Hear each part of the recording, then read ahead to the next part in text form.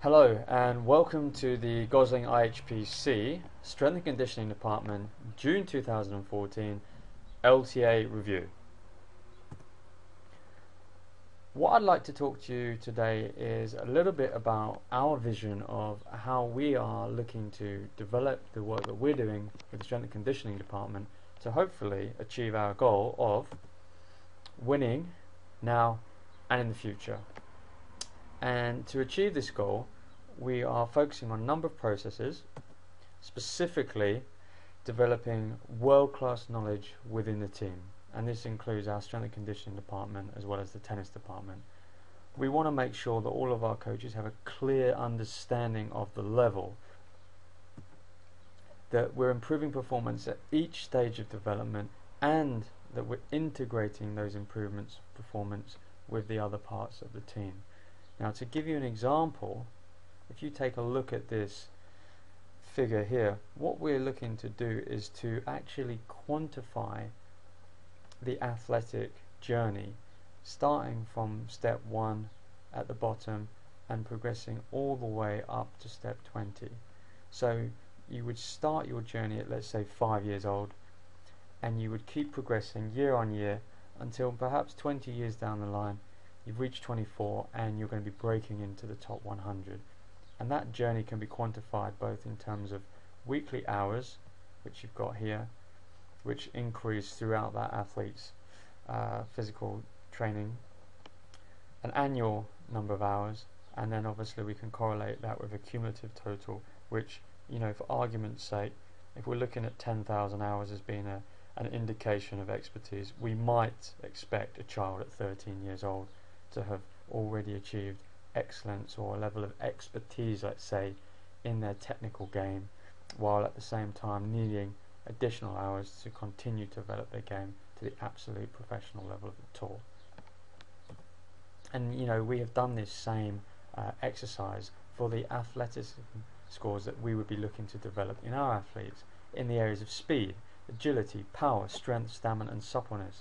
So in the same way that there's 20 steps in terms of the tennis journey, we now have relatable physical capabilities that we're looking for our athletes to achieve at each and every step in the journey. Now, behind those numbers is an environment and a set of values that we look to develop in our athletes: courage, respect, competitive spirit, excellence and fun. And behind those values is also a set of beliefs such as that it's a process. If you focus on the process, you're going to win more. We believe that everything can improve in tennis. We believe that programs need to be individualized, and also we believe that tennis is a team sport. Now, in terms of the actual program itself, we have an S&C team which currently has 4 UKSEA accredited coaches in its team. In terms of the roles, myself, ultimately head of the program, head of S&C, and will be responsible for coaching some of our matrix players. We've got Martin Skinner currently, who is responsible for looking after the junior full-time players. Those are the children that are between 11 and 14 and are looking to transition from the junior game, and hopefully will stay with us in their transition to the pro game. Currently have Fab working with us, who will look again after some of the more senior players, and Dominic Boyle, who has been working with some of our youngest players. In terms of the program, you're looking at about 70 hours of S&C delivery each and every week, distributed amongst the team by myself, Martin, Fabrizio and Dominic. In terms of what happens every week, we have a tennis team meeting, and at that tennis team meeting I will be present, so I'm always aware of what the tennis department are discussing, and I will always be able to bring my issues and concerns to the tennis team. Equally, in my own team meeting, we have a sports medical presence in this form of Sergio, who's our team physio. We also have S&C coach education from within my team that I will run, or I will invite certain members of the team to talk about things that they want to talk about and share with the group. Matt Wilcox, our tennis director, will take us through a coach player improvement planner, so that it's not just the players that are thinking about what they're working on, but it's also the coaches, and obviously the coaches can do a player improvement planner with their own tennis players. Again, just to build on those beliefs that we talked about earlier, as an S&C department, we believe you do need to be an athlete first if you want to play this game at the very highest level. And you need to train in order to get fit to play tennis. You don't use playing tennis to get fit. You have to prepare physically. We want athletes who are coordinated in a way that they can actually move like a tennis player. And obviously we're looking, if they want to break through to the very highest levels, they can't really have any weaknesses. So these are the aspects that we'll be developing in our player. The athlete aspects of agility, speed, power, strength, stamina and suppleness. And obviously supporting those athletic skills. There's a mindset that goes with that, and then your application of that mindset into your daily training, so that ultimately those three things, your physical scores, your athleticism, let's say, with your mindset, and your application to apply that athleticism and mindset into each and every practice, is ultimately going to develop your game.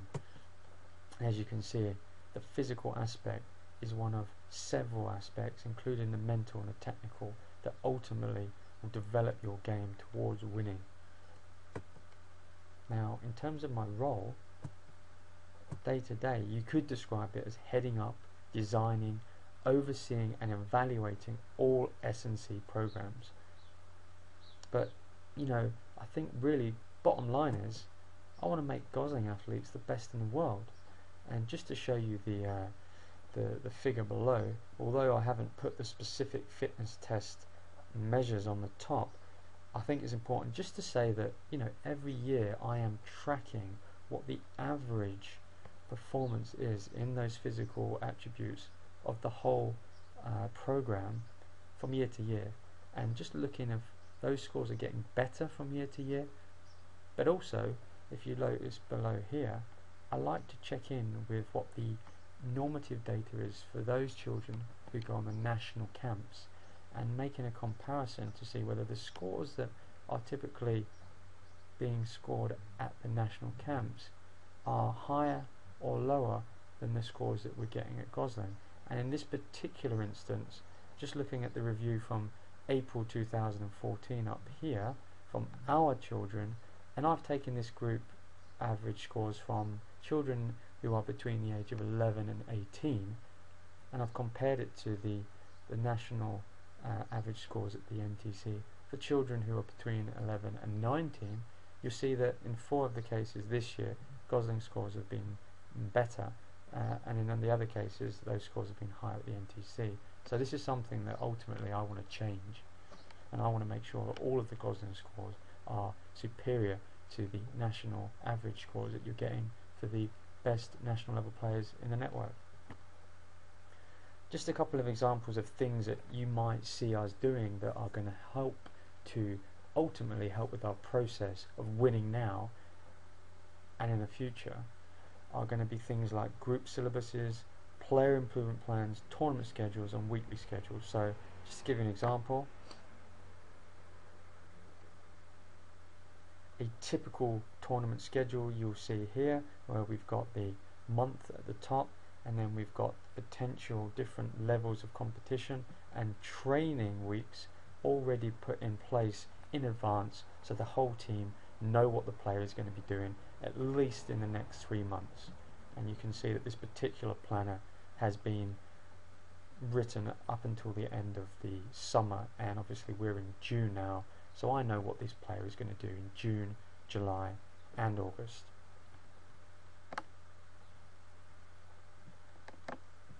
You'll also see some examples of a group syllabus. So every term we will have a look across here, and if I just move this down here, for example, you can see all these different age groups. We will have some specific themes that we want to develop through each of the months, and then obviously that will be continued through all of the months.